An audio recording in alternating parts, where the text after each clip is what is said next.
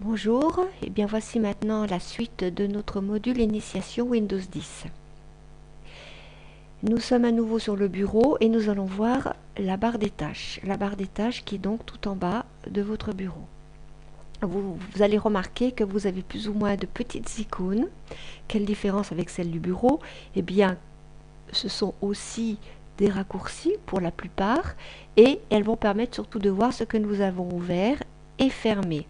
Quand on passe la souris par-dessus les petites icônes qui sont des raccourcis vers des programmes, vous pouvez peut-être reconnaître ici le programme de Skype. Ici, c'est un programme de lecteur Windows Media. Vous voyez d'ailleurs que si vous posez doucement la souris dessus, on va vous dire ce que c'est. Eh bien, on peut voir que certaines fenêtres sont ouvertes, que certains programmes ou applications ou documents sont ouverts lorsqu'on place la souris par-dessus, une fenêtre s'affiche, une mini-fenêtre s'affiche, vous voyez. Et donc là, je sais par exemple que eh bien, j'ai ouvert quelque chose, notamment ici un navigateur Opera. J'ai un programme qui est ouvert aussi. Ici, ça n'est pas ouvert.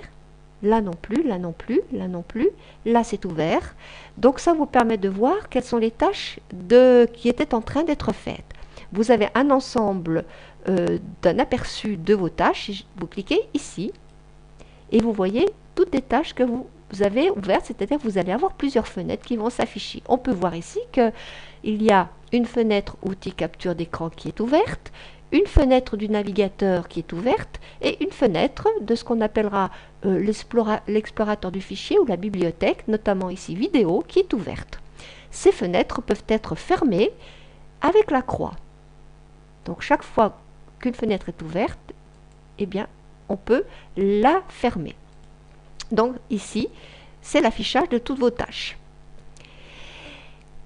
À côté, nous avons une recherche Windows. Alors, vous n'avez pas tous la même chose. Vous avez peut-être sur Windows 10 le mot Cortana ou une autre phrase.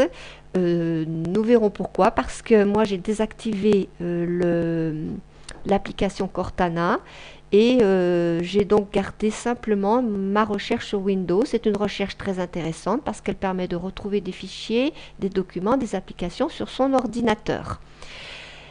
Nous y reviendrons pour vous montrer comment on peut désactiver Cortana et avoir que cette application. Cortana étant considérée un petit peu au niveau de la confidentialité, comme peut-être à éviter. Mais je laisse à chacun de faire son choix.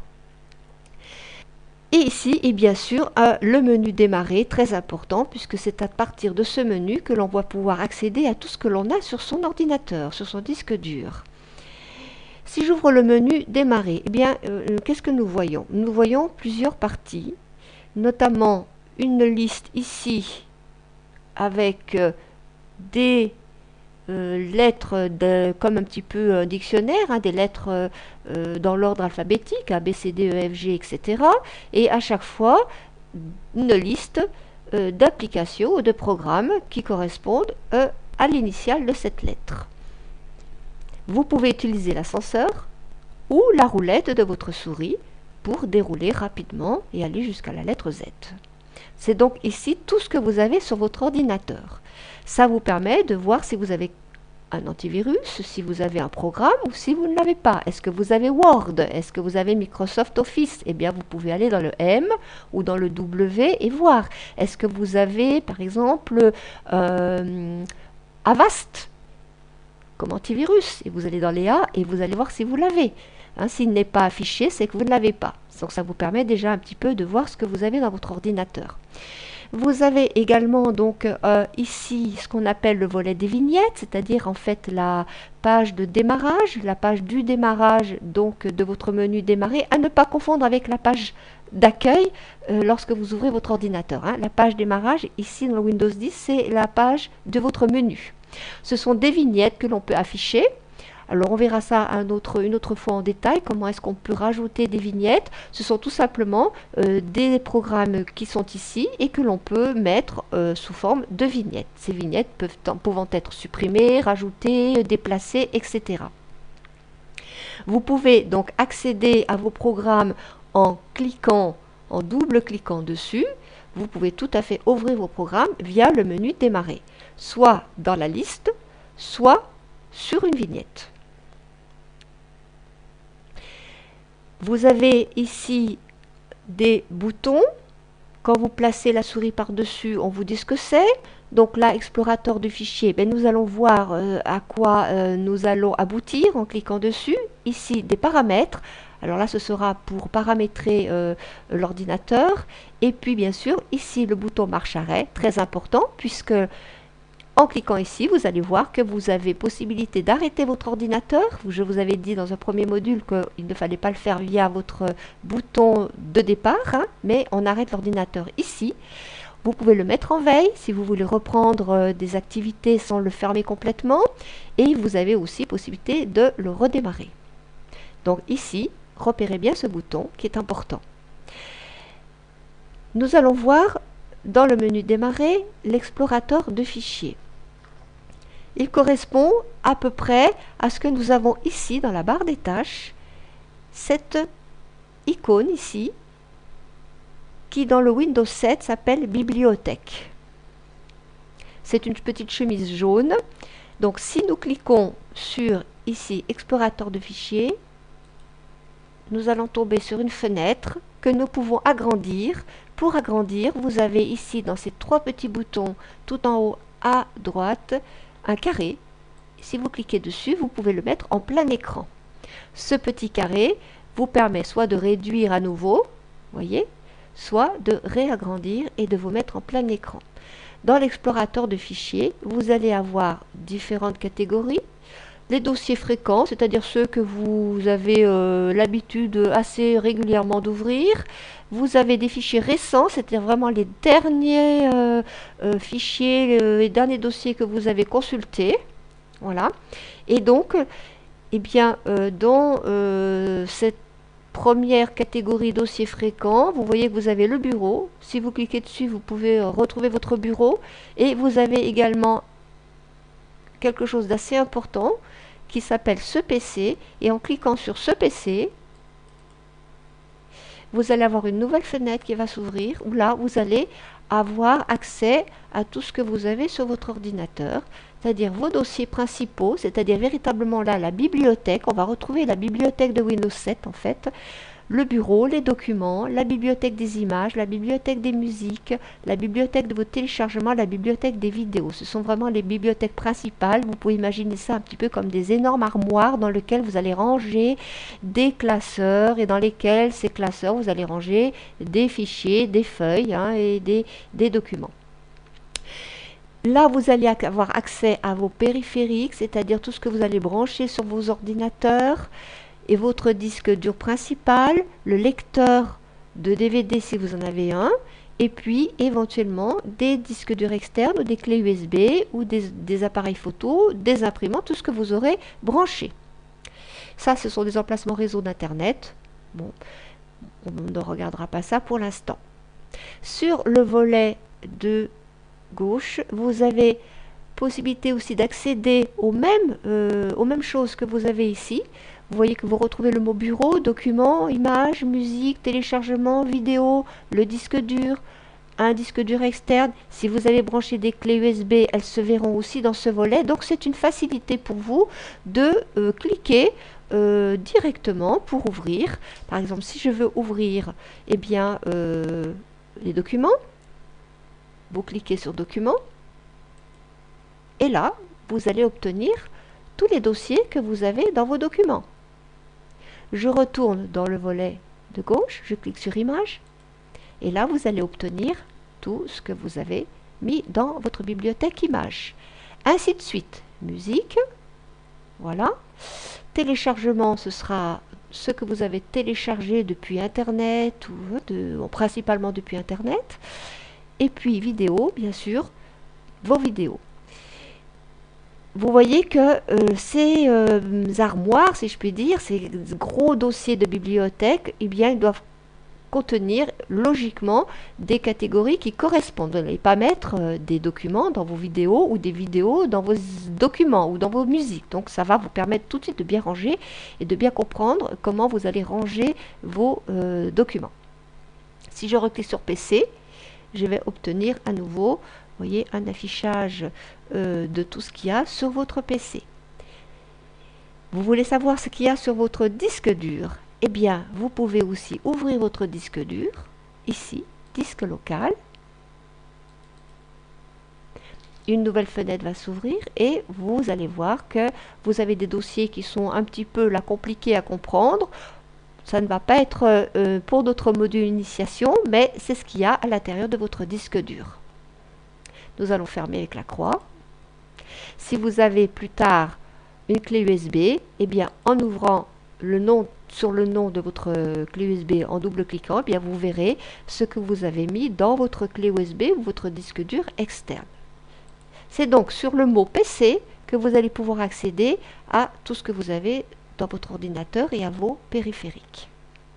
Pour Windows 7, le mot n'est pas périphérique, le mot PC, par contre le mot est ordinateur.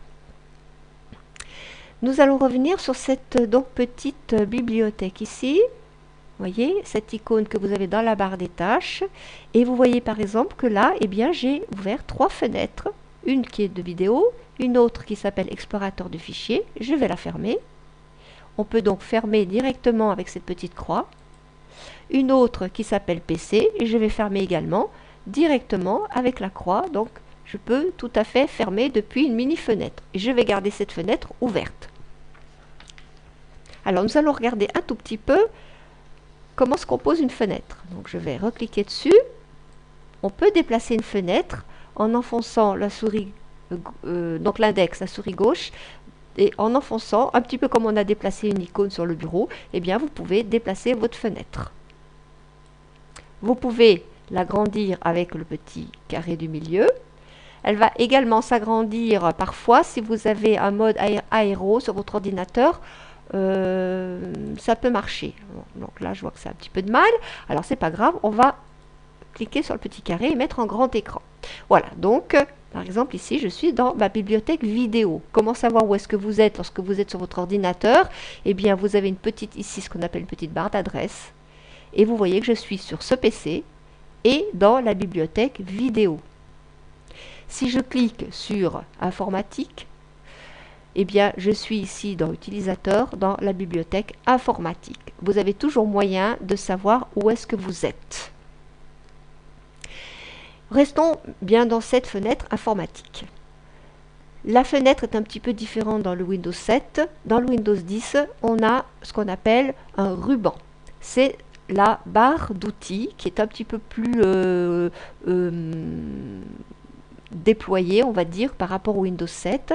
Donc ici, vous avez différents onglets, accueil, partage, affichage. Donc dans l'onglet accueil, vous allez peu à peu vous familiariser avec ce que vous voyez. Vous voyez, vous avez copié, collé, vous avez supprimé, vous pouvez aussi renommer, nouveau dossier. Donc vous avez pas mal de choses qui peuvent déjà dans un premier temps vous intéresser. Ne retenez pas tout, mais vous avez sélectionné tout. Nouveau dossier, supprimer, ça ce sont des choses que vous pouvez retenir. Le copier-coller qu'on verra qui est très utile aussi pour la clé USB. Dans l'onglet partage, c'est là que vous pourrez plus tard graver sur un CD ou un DVD, partager parfois avec un courrier électronique. Et dans l'affichage, eh bien, c'est un moyen d'afficher vos documents et vos images d'une manière différente. Vous voyez que si je mets ma souris sur très grandes icônes, vous voyez la différence. Petites icônes, mosaïque. Donc vous pouvez faire une liste si vous préférez. Grandes icônes, moi c'est ce que je préfère. Vous avez aussi ça où on va vous mettre le contenu, c'est-à-dire les modifications, les dates, etc. Les détails. Voilà. Et des petites icônes, beaucoup plus petites. Donc en cliquant sur le choix que vous voulez, eh bien ça reste sur ce que vous avez choisi comme affichage. Je vous conseille fortement de cocher case à cocher des éléments parce que ça va faciliter les sélections notamment dans les photos, dans les images, la sélection que nous ferons. Donc vous cochez bien là si vous n'avez rien. Vous voyez, vous avez des petites cases qui sont parfois non cochées. Donc là, vous cliquez dedans pour avoir cette petite coche. Également ici, Nous verrons pourquoi c'est important plus tard d'avoir le nom des extensions de nom de fichier. Voilà. Donc ici, l'onglet affichage.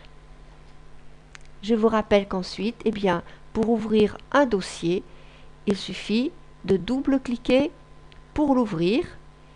Donc si j'ouvre par exemple, eh bien, ce fichier-là, vous voyez qu'il va s'ouvrir et vous pouvez le fermer en essayant de trouver où se trouve la croix. La croix n'est pas toujours facile à trouver selon les documents. Elle est parfois rouge, elle est parfois grise, parfois noire. Cherchez, bougez votre souris, vous verrez qu'il y a toujours quelque part une petite croix qui n'est pas toujours très visible, parfois masquée. Il faut chercher. Donc nous avons le ruban, nous avons la barre de titre. Hein. Vous avez ici cette barre de titre. On va retrouver cette barre d'adresse ici aussi. Donc nous savons en principe bien où nous nous trouvons grâce à ça. Nous avons ce qu'on appelle des onglets, hein, ce que nous avons vu tout à l'heure, des onglets. Et puis ici, le volet de navigation qui nous permet de retourner rapidement sur autre chose. C'est-à-dire que là, nous sommes dans informatique. Nous pouvons aller dans images. Je clique sur images et là, directement, nous nous retrouvons dans la grande bibliothèque des images. Vous allez retrouver à nouveau un ruban, peut-être avec des petites différences, mais vous avez toujours le principe des onglets, hein, et bien sûr toujours le principe d'affichage où vous pouvez choisir en fonction de vos préférences. Je vous rappelle à nouveau ces trois signes qui sont ici, la croix pour fermer, là pour réduire ou pour agrandir, et ici ce qu'on appelle iconiser, c'est-à-dire réduire votre fenêtre sans fermer. Si j'iconise, votre fenêtre va disparaître, mais elle n'est pas fermée. Elle est tout simplement mise de côté. Si vous allez dans votre barre des tâches et que vous pointez doucement votre souris dessus, vous allez voir que cette fenêtre apparaît et donc il suffit de recliquer dessus et là vous voyez que vous pouvez rouvrir immédiatement votre fenêtre. Elle n'est pas fermée. Si elle avait été fermée, c'est-à-dire si vous aviez cliqué sur la croix, en mettant votre souris sur cette icône, eh bien, vous n'auriez rien vu. Ça aurait été néant. Mais là, on voit bien que c'est iconisé. Je réiconise et vous voyez que là, eh bien, j'ai bien cette fenêtre qui est encore active. Hein. Voilà. Si je veux fermer cette fenêtre, je la réouvre et je peux fermer ici ou directement ici, cette petite croix.